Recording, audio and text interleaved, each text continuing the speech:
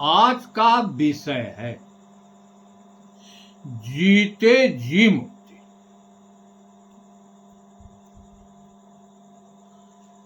अर्थात इस मनुष्य शरीर से ही हम मुक्त हो जाते, जीते जी मुक्त हो जाते। मरने के बाद मुक्ति की कोई आशा नहीं।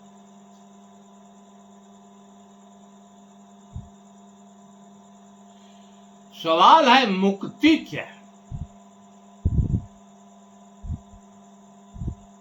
और मुक्त होता है कौन?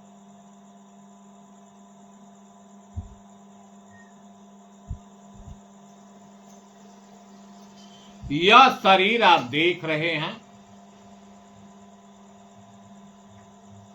5 तत्वों से बना है। इसको हम घर भी कहते हैं।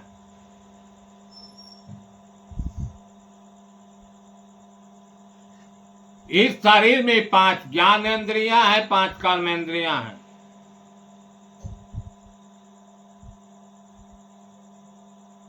10 प्राण से संयुक्त है।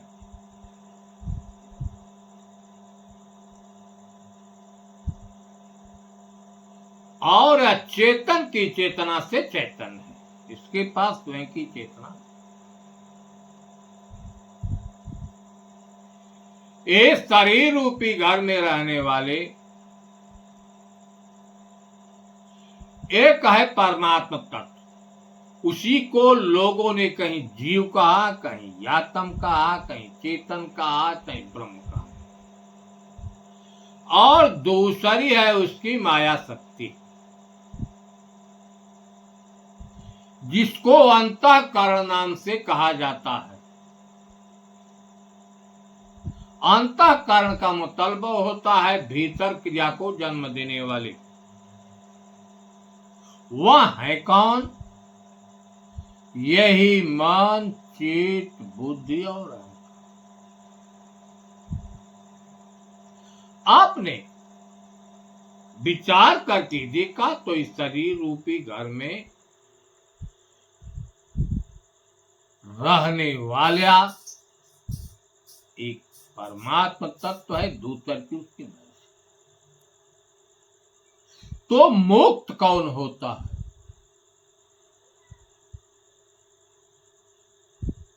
अब मुक्ति है क्या?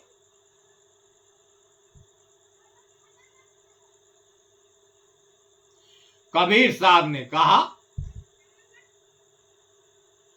कि कब कतहु मुक्ति का धाम नहीं, जहां बसत कोई गांव। अभव बंधन से छूटिबो, यही मुक्ति का नाम।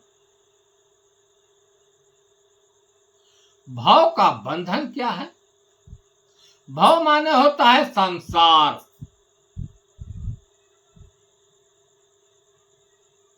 इन आंखों से जो कुछ दिखाई दे रहा है यह संसार है। यही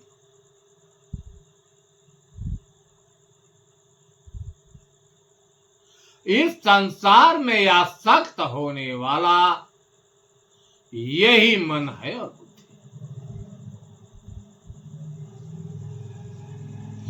यही मन बुद्धि जो है पुत्र में आसक्त हो जाते हैं, स्त्री में आसक्त हो जाता है,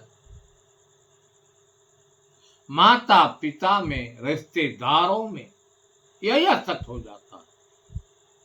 धन दौलत में आसक्त हो जाता है, जगह जमीन में आसक्त हो जाता है। जो भौतिक पदार्थ है उसमें आसक्त हो, इसी में बन जाता है, इसका लगाव हो जाता है। जब लगाव हो गया तो उसको पाने के लिए कर्म करने लगा, उसमें आसक्ति हो गई। जो कुछ कर्म करता है कर्मों का परिणाम बन जाता है। यही आसक्ति सबसे बड़ा बंधन है, यही राग रूपी रस्सी है।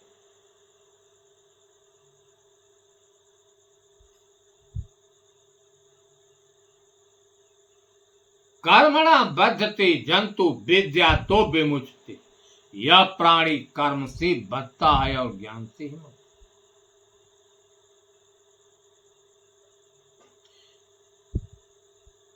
बांधना क्या है? आसक्ति। जैसे हम कोई कर्म किए, कर्म है पाप और पुण्य। इस शरीर से जो भी कर्म होता है, पाप पुण्य धर्म अधर्म।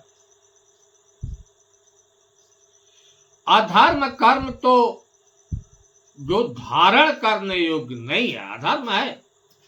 जिसको धारण करने से हम अधोगति को जाते हैं, समाज को दुख मिलता है, वही अधर्म। और जिसको धारण करने से समाज का उत्थान होता है और अपना भी उत्थान होता है, वह है धर्म। धर्म ही पाप और पुण्य नाम से कहा जाता है। और धर्म, पाप वह है दुख देना, पुण्य वह है दूसरे को मदद करना।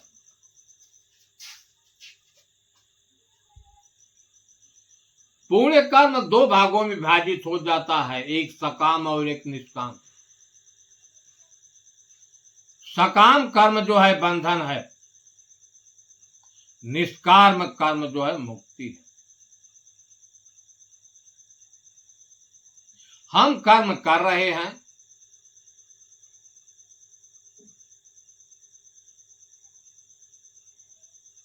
बीच में हमारी शरीर छूट गई, चाहे कर्म पाप हो चाहे पुण्य हो। जिसको हम क्रिमाण कर्म करते हैं कहते हैं, अर्थात इस मनुष्य शरीर से जो कर्म होता है वह क्रिमाण होता है तत्काल। चाहे हमने पाप किया चाहे पुण्य किए, बीच में शरीर छूट गया। लेकिन हमारे कर्म जो है अंतःकरण में संचित है, चित्त रूपी यंत्र में। अब वह संचित हो गया, यह जीव जहां गया शरीर छोड़कर, कर्म उसके साथ है। वही कर्म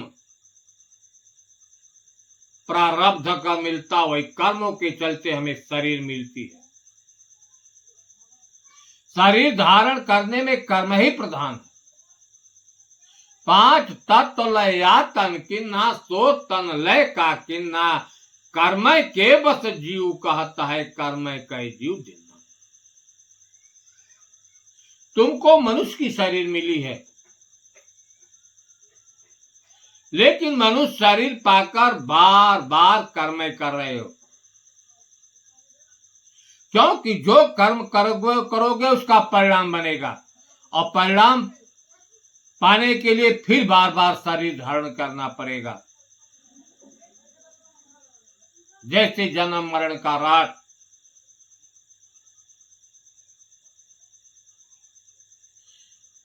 जन्म मरण का कारण देखिए वही बीजक में है कि पाप पुण्य के खंभा दो, ये जन्म मरण के कारण है।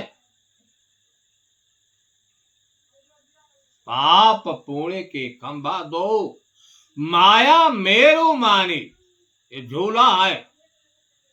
पाप पुण्य का खंभा है, ऊपर का आधार जो है माया है। लोभ मरुआ विषय भावरा, झूले के अंग है। काम कीला ठानी, नाना प्रकार की कामनाएं जो हैं वही कीला। क्योंकि झूले में कील नहीं रहेगा तो झूला बिखर जाएगा। मनुष्य के अंदर कोई कामना इच्छा नहीं रहेगी तो कोई कर्म नहीं होगा। यही कामना की इच्छा के चलते कर्म होता है। शुभ या शुभ बनाई डाड़ी, गयो दोनों पड़ी। यह शुभ कर्म या शुभ दोनों हाथ से पकड़े हैं, जिसको हम पाप पुण्य कहते हैं। ये कर्म पटरी बैठ के को कौन झूला यानी, इस कर्म रूपी पटरी पर जो लोग बैठे सो लोग झूले, अर्थात जिन लोगों ने कर्म किया वो झूले। कर्म की सांसारिक वस्तुओं से आसक्ति होती है, सिद्धियां कर्म से प्राप्त होती हैं, स्वर्ग कर्म से प्राप्त होता है, लेकिन परमात्मा तत्व कर्म से कभी प्राप्त नहीं होता। वह तो प्राप्त है ही है। जो परमात्मा तत्व प्राप्त है वह कर्म से कभी भी प्राप्त नहीं हो सकता, क्योंकि वह नित्य और शाश्वत है ही है। कर्म से प्रकृति की चीजें, धन दौलत पूंजी पसार, स्वर्ग वैकुंठ सिद्धियां, यह कर्म से प्राप्त होती है, लेकिन परमात्मा तत्व कर्म से प्राप्त नहीं होता। तो यही कर्म पटरी बैठ के को कौन झूला यानी, तो यही झूलबे को भय नहीं जो हो ही संत सुजान अंतिम में बताए। यह जो जन्म मरण का झूला है उनको भय नहीं है। कौन? जो संत है और सज्जन है, स्व का ज्ञान है, जो हो ही संत। संत किसे कहते हैं यह भी हम अब जान लें। जिसके अंदर संशय का अंत है, कोई संशय नहीं है, जिसकी सतमय स्थिति है और जो शांत हो गया है, सारी इच्छा कामना मिट गई, वही संत है।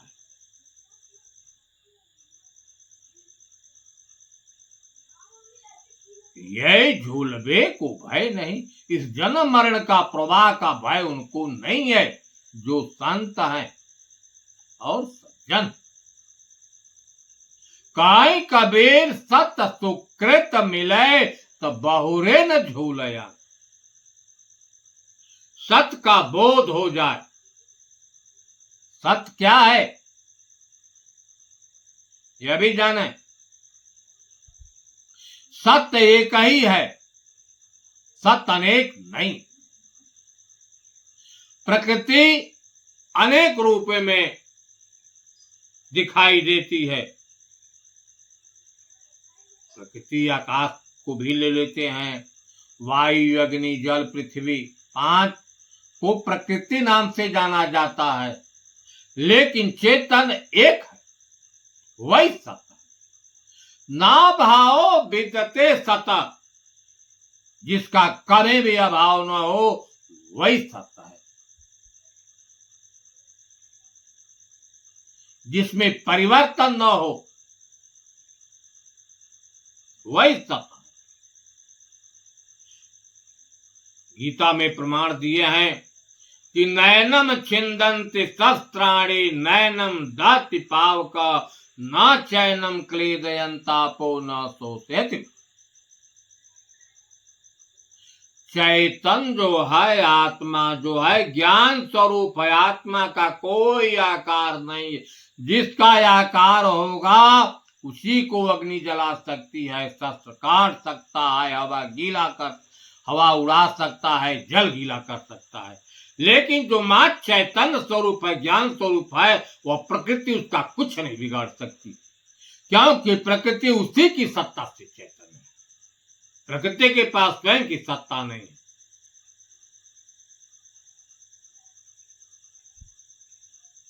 अच्छेदो अयम दायो अयम क्लेद्योच्च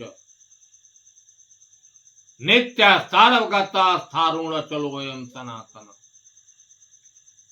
वह जलाया नहीं जा सकता, भिगोया नहीं जा सकता, काटा नहीं जा सकता, उड़ाया नहीं जा सकता। क्यों?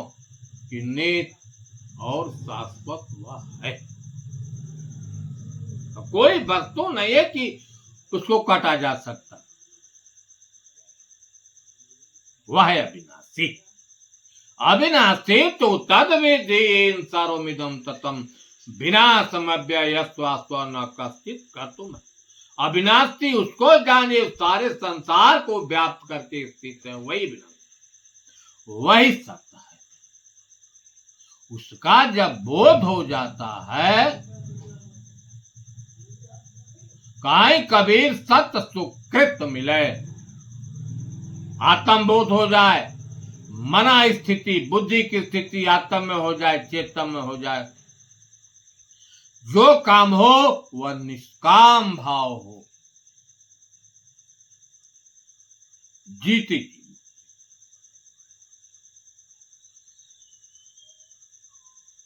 जीते जी मुक्ति। जो जीते जी मुक्त नहीं हुआ, मरने के बाद कभी मुक्त नहीं हो।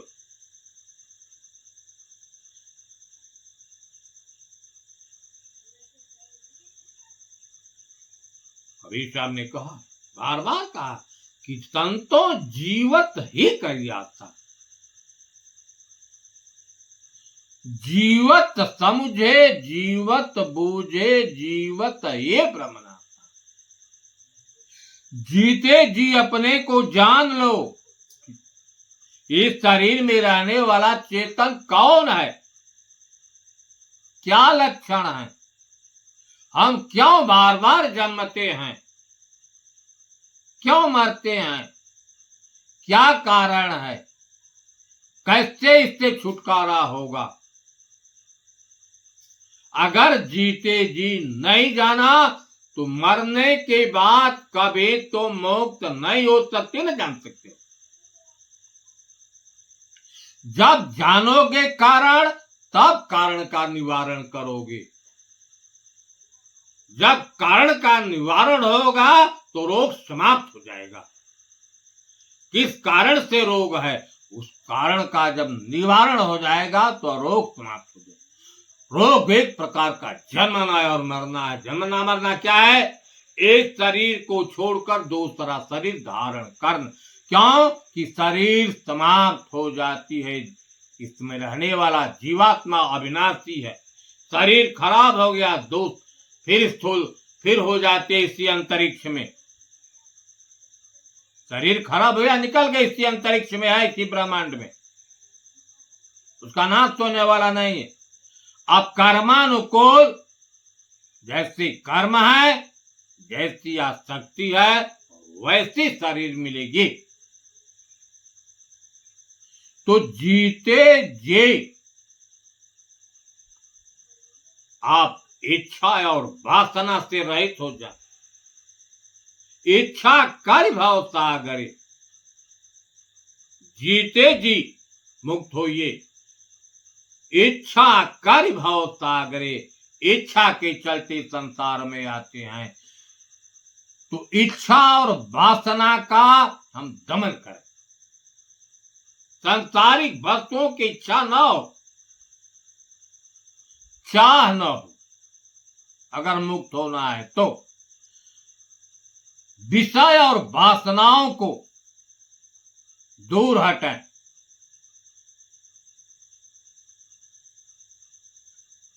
इच्छा वासना कर्म या शक्ति ले 84 जाई।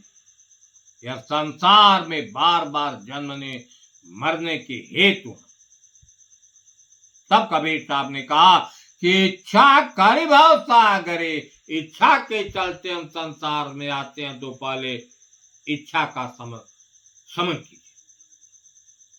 उपाय बताए जीते जी कि वो ही तरामय आधार, इस संसार सागर में राम आधार है।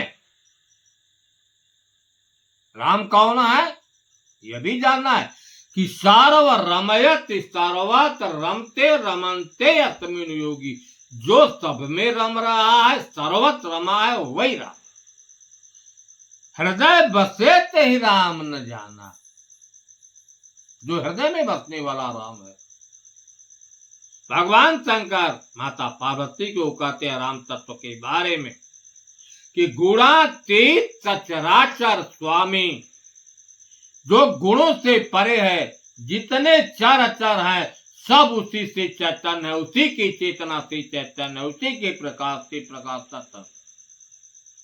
वह राम उमा सब अंतरयामी, अय उमा अंतर में जो कुछ क्रिया होती है वह सबको जानने वाला है।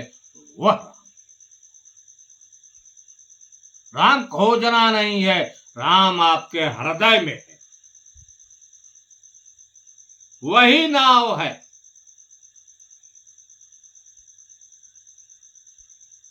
इसी नाव पर बैठ जाए, कौन बैठेगा? यही मन बुद्धि।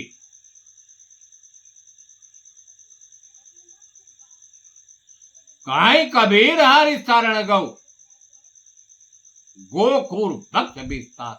लेकिन राम तत्व का बोध कैसे होगा? या तो स्वयं जिज्ञास आप जानकार हो, या तो शास्त्र के जरिए जाने, या तो गुरु के शरण में जाए। तो सबसे आसान तरीका है कोई आत्मज्ञानी गुरु। काई कबीर हरि शरण गौ, गोकुल भक्त।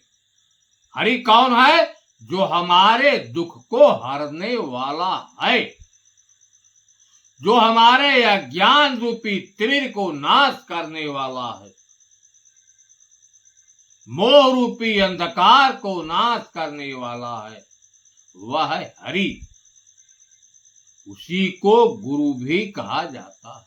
जब गुरु के शरण में जाएंगे तो राम तत्व का बोध करा देगा, राम से परिचय करा, तब यह संसार गो के खूर के समान हो जाएगा, आसानी से पार कर सकते। बहुत दुख की खानी, तब बची हूं जब रामय जान। यह संसार बड़ा दुखमय है, दुख की खानी है। इस दुख से तब बचोगे जब जीते जी राम को जान जाओगे, अर्थात जीते जी आत्म अनुभूति हो जाए, आत्म साक्षात्कार हो जाए, तब जीते जी मुक्त होगी। राम ही जान युक्ति जो चलई, तो युक्ति ते फंदान। युक्ति क्या है? जीते जी आपको उपाय से रहना है। क्या उपाय? निर्मान मोहा, पहले आप मान बड़ाई मोह से दूर हो जाए। मान बड़ाई जो हमारे अंदर है, भरा हुआ अहंकार मान बड़ाई का, उसे निकाल दे। इस संसारिक बस मोह माने होता है मूढ़ता, अज्ञानता। मूढ़ता वह चीज है, मोह वह चीज है जो नहीं करने योग्य है उसको करना, जो करने योग्य है उसको नहीं करना, जो खाने योग्य है उसको खाना, जो नहीं खाने उसको खाना। जीते जी आपको छोड़ना होगा। जित संग दोषा, आपके संग में जितने दोष हैं आप जानने वाले। अपने दोष को सभी लोग जानते हैं।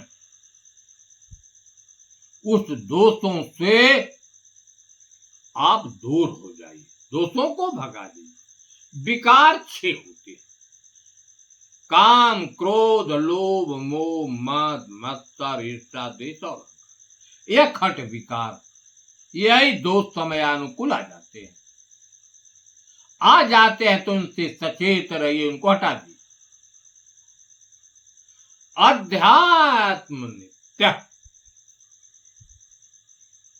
अध्यात्म में नित्य स्थिति कौन हो, किसकी स्थिति होगी? इसी बुद्धि मन की। अध्यात्म इस शरीर में जो सबको देखने वाला है और सबको प्रकाशित करने वाला, उसमें नित्य स्थिति अगर हुआ है तो परमात्मा तत्व, कहीं आत्म, कहीं ब्रह्म, कहीं राम, अनेक, उसमें नित्य स्थिति, यही मन बुद्धि स्थित हो। वे निवृत्त कामा, किसी प्रकार की कामना न होने पावे। द्वंद्व विमुक्तौ सुख दुख संग, जो द्वंद्व है यह तो हमेशा आया जाया करते हैं। कभी सुख आएगा तो कभी दुख आएगा, कभी मान अपमाएगा, अपमान आएगा, कभी हर्ष आएगा तो शोक आएगा, भय आएगा तो प्रीति, अर्थात इन सबों में सब। यह जीते जी मुक्ति का उपाय है। एक भजन आपको हम कबीर साहब का इसी के बारे में सुना रहे हैं। कबीर साहब ने कहा कि संतों जीवत है करियासा, जीवत समूझे जीवत बूझे, जीवत है भ्रमनासा, मुए मुक्ति कहता गौर मूरख, अरे झूठा दे विश्वासाए संतों जीवत है करियाता। जियत पुरुष लखे, जो प्रकृति के पूर्व में बसा है, जीते जी रख लीजिए।